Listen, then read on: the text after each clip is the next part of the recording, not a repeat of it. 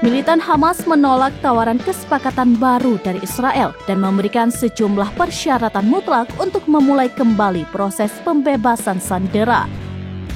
Hamas mengatakan Israel harus menerapkan gencatan senjata sebelum negosiasi mengenai pembebasan sandera dapat dimulai, serta menolak proposal Israel untuk melakukan gencatan senjata selama seminggu dengan imbalan pembebasan puluhan sandera.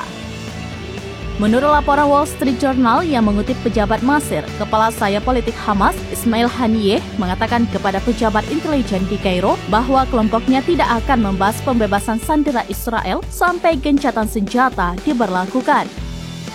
Surat kabar tersebut mengatakan Hamas menolak tawaran Israel untuk menghentikan operasi darat dan udara di Gaza selama seminggu dan mengizinkan bantuan kemanusiaan lebih lanjut memasuki wilayah tersebut, dengan imbalan membebaskan 40 sandera termasuk seluruh perempuan dan anak-anak yang diculik selama serangan 7 Oktober.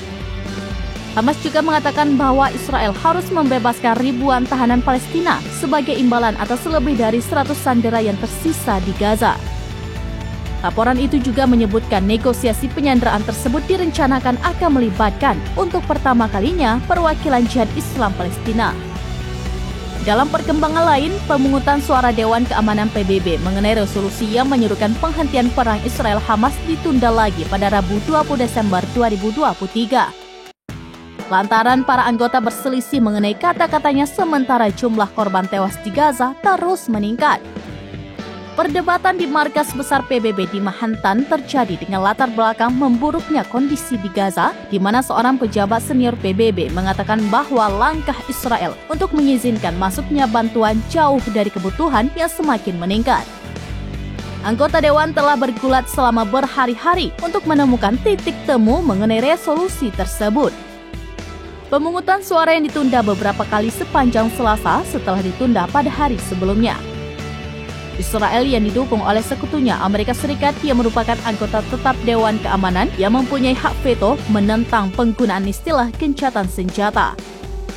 Menurut sumber diplomatik, penundaan terakhir ini atas permintaan Amerika Serikat.